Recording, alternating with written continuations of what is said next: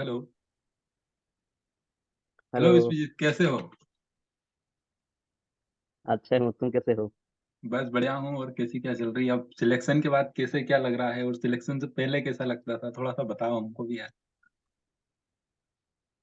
Selection तो अभी तो हुआ है। वो 3 साल के मेहनत के बाद अभी हुआ है, तो हम्म। ऐसे जैसे लग रहा है ऑन द क्लाउड नाइन। तो खुशी तो हो रही है क्योंकि इतने दिन के मेहनत के बाद कुछ फल मिला है, तो अच्छा तो लगता है। ऐसे हम्म। चल रहा है। अभी तो और सारे एग्जाम है, तो चल रहा है, ठीक ठाक चल रहा है। किंतु ज़्यादा लोड नहीं है, टेंशन भी नहीं है। अच्छा, बिंदास है। खूब सारी मिठाई खाली होगी अब तो। हाँ, खूब सारी मिठाई खा ली भी और बांट भी लिया है। फिर हमारी कब तक आ जाएगी? हाँ, मेरे फर्स्ट सैलरी मिलने के बाद तुम्हारा एड्रेस में भिजवा दूंगा, और क्या। अच्छा अच्छा।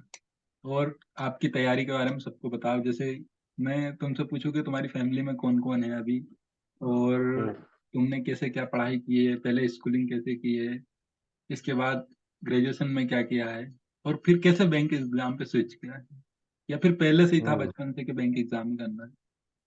हम्म।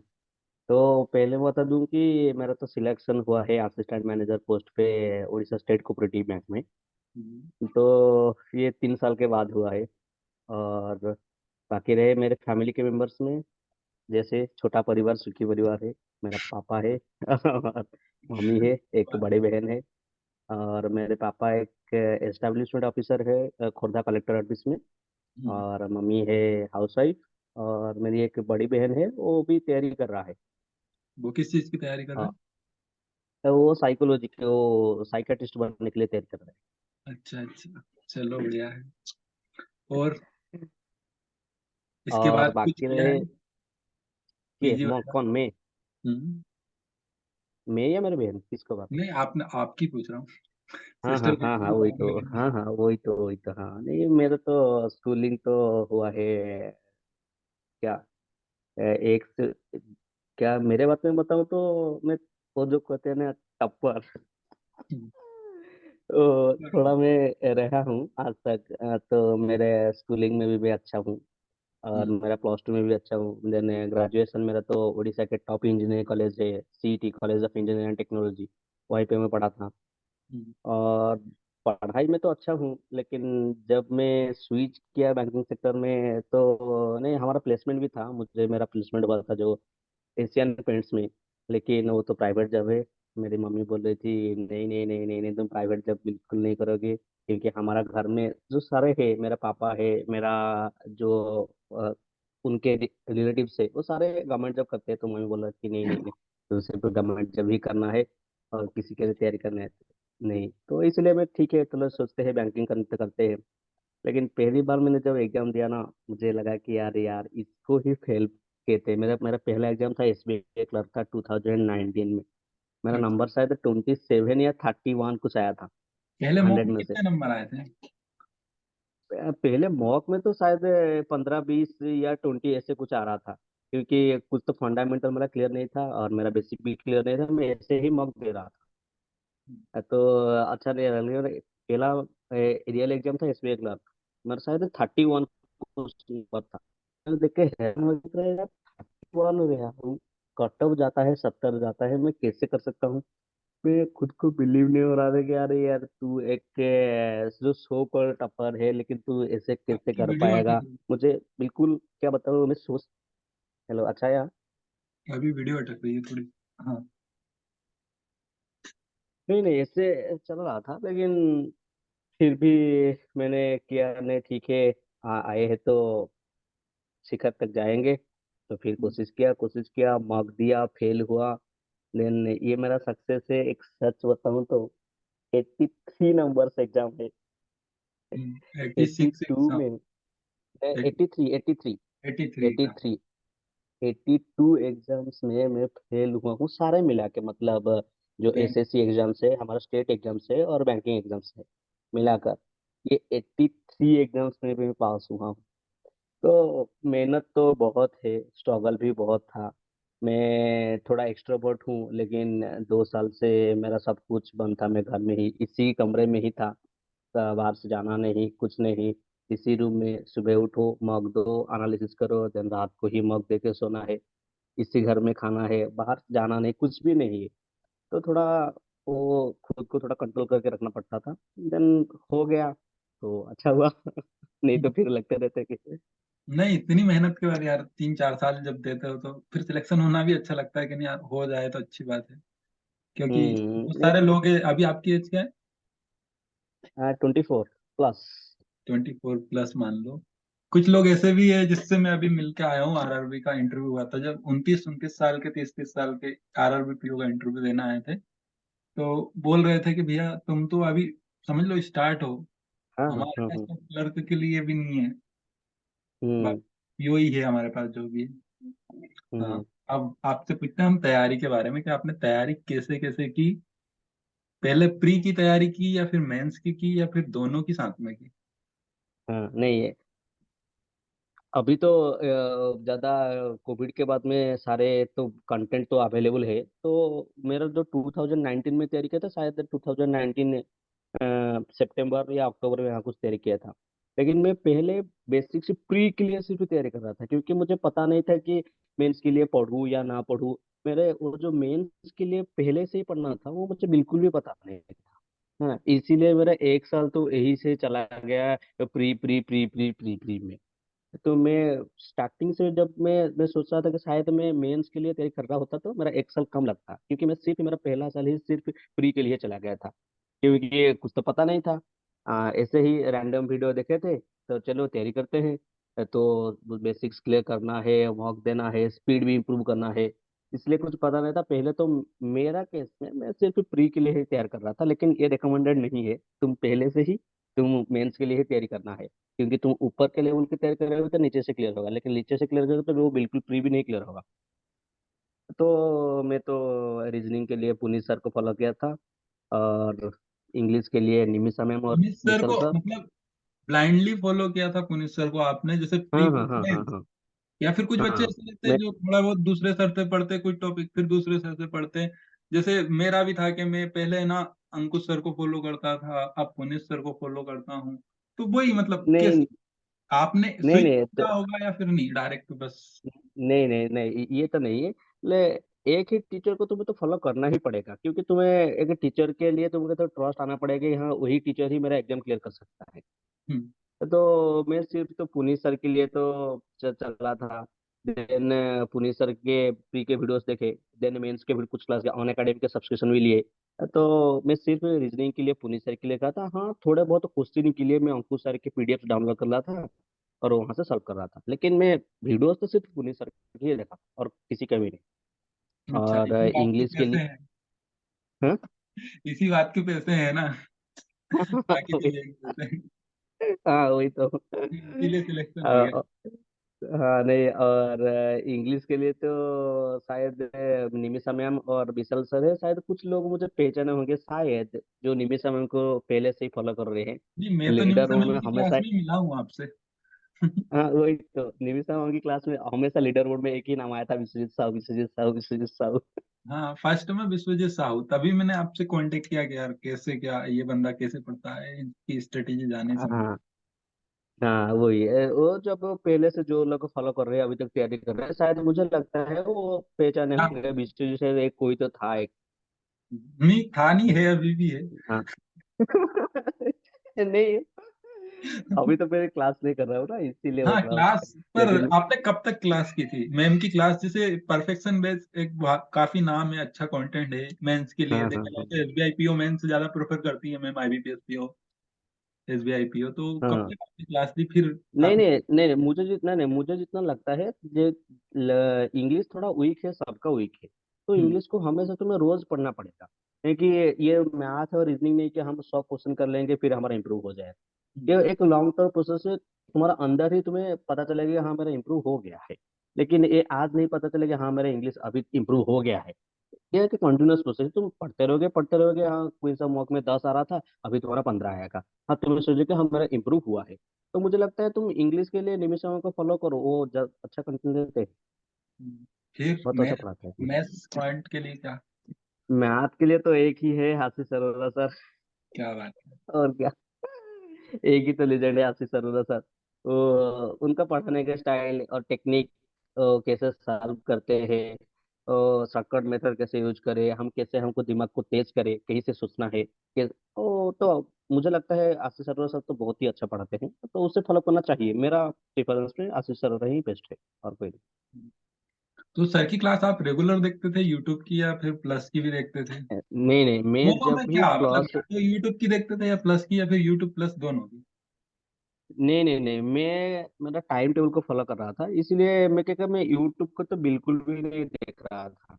मैं पहले यूट्यूब से ही मैं आशीष अरोड़ा सर को पहचाना, लेकिन मेरा ऑन अकेडमी सब्सक्रिप्शन के बाद मैं सिर्फ उनका क्लास ही फॉलो कर रहा था। पहले तो वो उनका जो सर जो प्री टू मेंस लेवल का जो बैच है हम्म। वो कर रहा था। देन शायद दो तीन या तीन चार कुछ डीआई के जो हाई लेवल का जो बैच है वो सब मेंस के लिए कर रहे हैं, वो भी फॉलो किया था। देन उसके बाद मैं सब कुछ देखना बंद कर दिया, क्योंकि सबको मुझे पता चल गया, हाँ वही तो कंटेंट है, उसको तो सॉल्व करना है, बस तुम्हें दिमाग को तेज करना है। तो देन मेरा बेसिक्स क्लियर होने के बाद और कुछ दो तीन क्लास बैच कंप्लीट करने के बाद मैं सिर्फ ओरिएंटेड हो गया है मॉक मॉक मॉक मॉक, और कुछ भी नहीं बस। मॉक अभी एक सब्जेक्ट और है, करंट अफेयर, सबसे बड़ा मेजर इशू।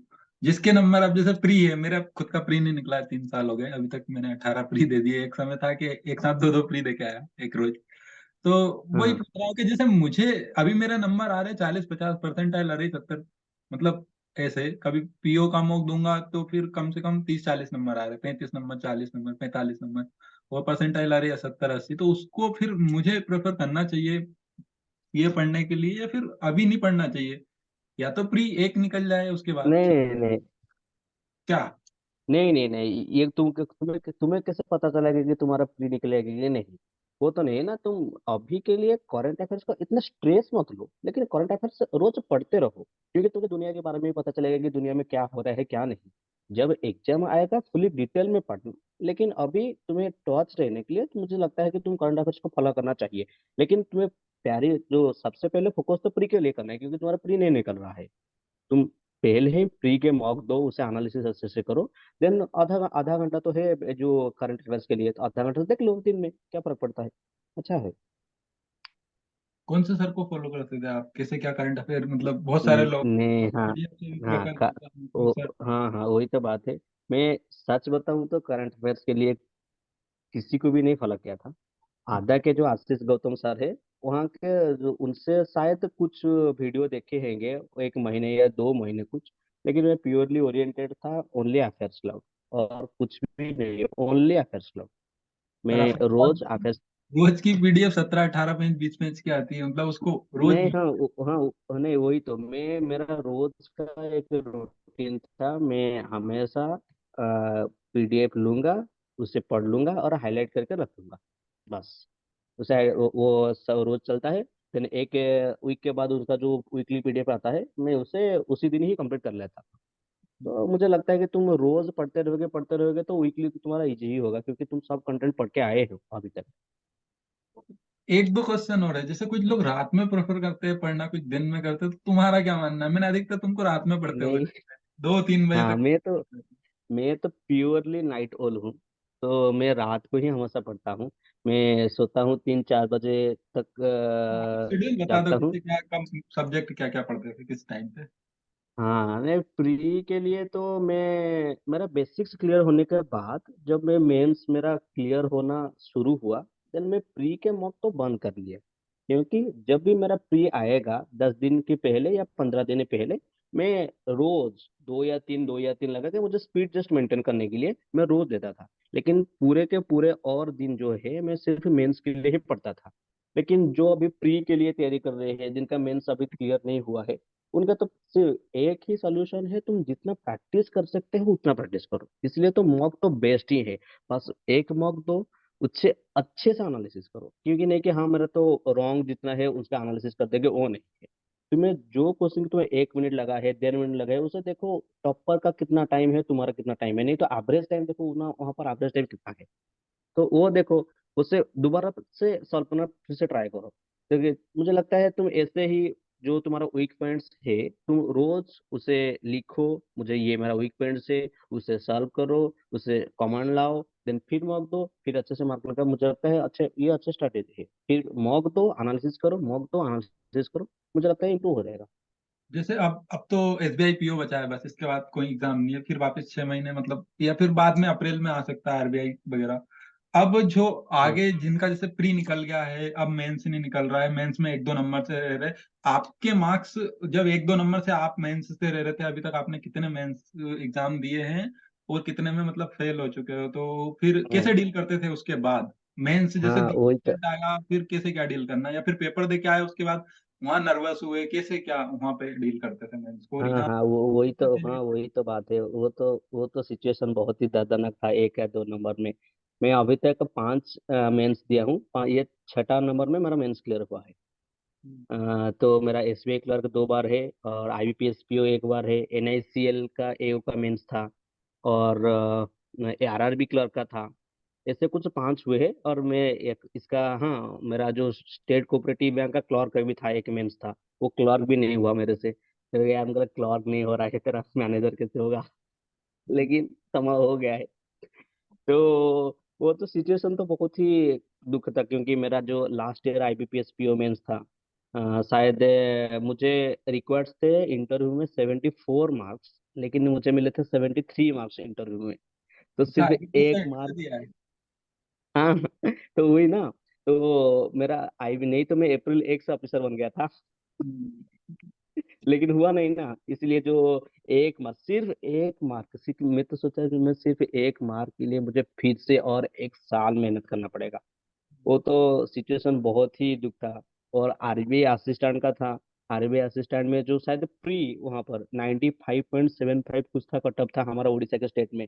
तो उड़ीसा तो सबको पता है, उड़ीसा के रोज ही कट ऑफ अच्छा जाता है, हाई चले जाता है। तो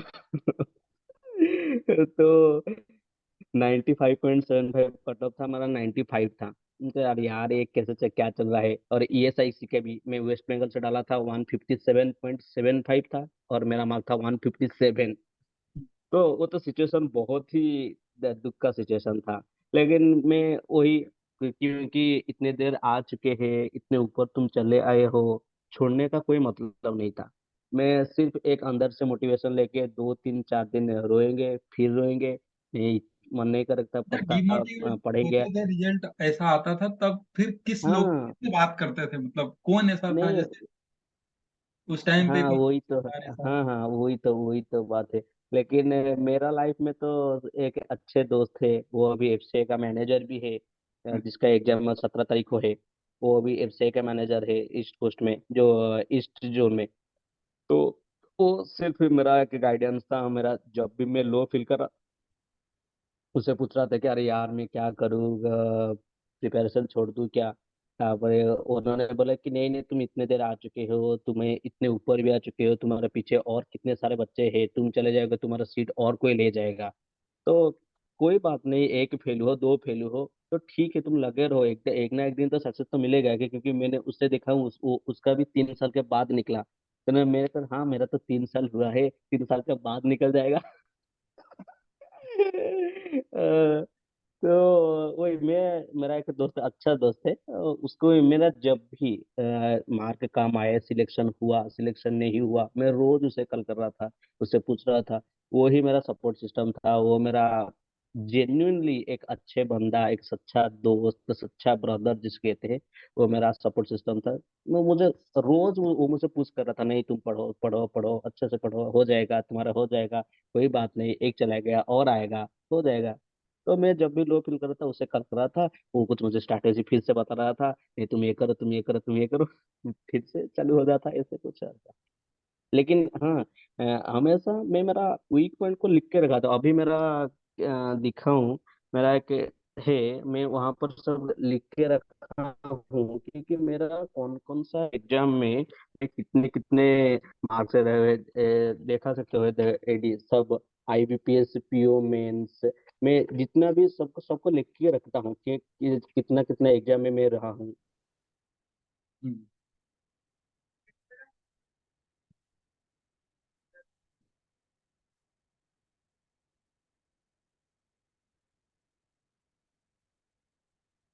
हेलो।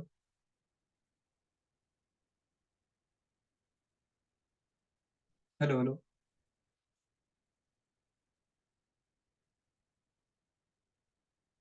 हेलो विश्वजीत।